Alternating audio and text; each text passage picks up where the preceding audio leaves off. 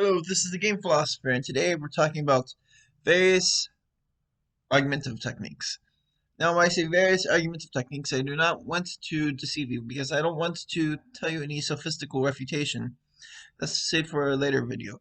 But I'm going to tell you some very interesting tips that you can find within ancient Greek philosophy, which might help you argue better. So, first and foremost, in this section of the Organon, which I'm basing much of this How to Argue series based off of, Aristotle is very much a stickler to defining things. Now, you're going to want to define everything. You have to define the attributes, you have to define the essences, pretty much everything. Now, the only way people could refute you in the case of defining everything is by trying to argue semantics, and this is fine and all. Don't fear arguing semantics. But you could easily say, perhaps, well, that's not what I mean, and you know that's not what I mean, because I told you that's not what I mean. Let's just talk about things, about it based off of what's being said, not based off of what's being assumed by trying to say, well, that's not what that means. So, another thing is also we could do this other technique, which is to start defining things based off of a more common, uh, understood term. So, when you have people who say that's not what it means. Well, you don't have this issue if you use more common language as opposed to language that might be more antiquated. It's very simple stuff right there. So the next part, and this is where I disagree with Aristotle on, it talks about drawing an opponent into a more refutable statement. This is something Socrates did, but Aristotle said, moreover, there is the sophistic turn of argument whereby we draw our opponent into a kind of statement against which we shall be supplied with lines of arguments. Now, Socrates did this all the time. This is basic uh, Socratic method. You're going to ask questions. You're going to keep asking questions. You're going to pretend to be stupid, even. And you're going to keep hounding the questions. And as the person reveals their contradictories, that's when you start fighting back. And then, or in firing back, rather, you look for the dichotomies too. You have to see where the two predicates cannot be, in other words. So man cannot be healthy, yet also unhealthy at the same time, because that would also be contradictory. And you have to look at things from the way which the contradictions happen, and that's where you can start really overthrowing an argument, as I said. The next big thing is looking at things which are like the subject.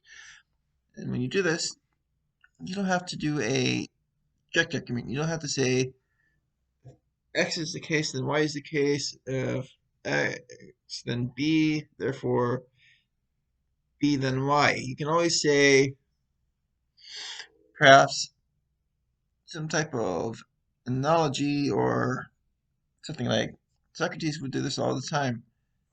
He would be like, would you say that the fisherman does this? Then you would say, okay, so would you say that the just man would do this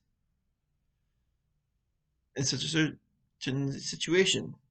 And so what would happen is the dots connect because you have one familiar thing put to what you're trying to talk about. And this is very important. Also, in the matter of things like the subject, you don't even have to use that line of reasoning because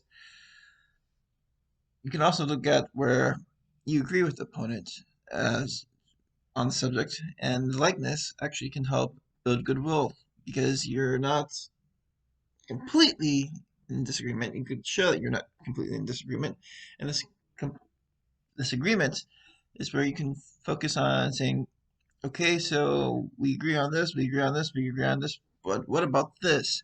So we somewhat even focus on, by focusing on the agreements, we somewhat free ourselves to focus also on the disagreements, but in a more productive way. We're not trying to hound our opponents. We're actually trying to show that we're on the same side almost. That we kind of have this problem that we're trying to solve, and when we try to solve these problems, there's a lot of good that comes out of it. And then you also want to look at the matter of degrees of truth. So this is a very simple thing, kind of. Within every statement, there's a degree of truth. Even when statements are false, there's still a degree of truth that is non-existent almost, or it might be very small degree of truth. So things which are unlikely are still likely in a way because they still have a possibility of happening, although not much. Things which are likely also can be somewhat suspected of not being likely. This is all basic statistics. Things which are certain are true. Things which are completely true. Things which are necessary are only necessary because they rely on something else to be necessary to happen, or that they're being relied on. Things which are contingent because they rely on the existence of something else, so that thing which they rely on is necessary, and that which they are being is contingent on that which is necessary. And so, yes, there is a degree of truth, and if you look at the degrees of truth, you can actually start keeping yourself from getting pissed off. Because when you get pissed off, when you start uh, throwing insults, ad hominem attacks, yes, someone's going to get in the comments and say, ad hominem attacks aren't the same as insults. Well, this is true. Neither are ideal in a debate, and they're very much the same genre. You're attacking the person. Look at the argument.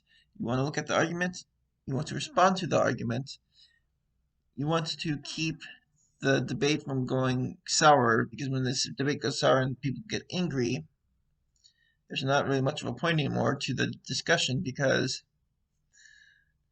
doors have been shut, so to speak.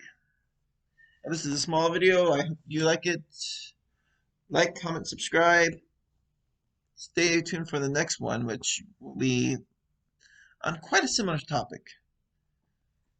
See you later.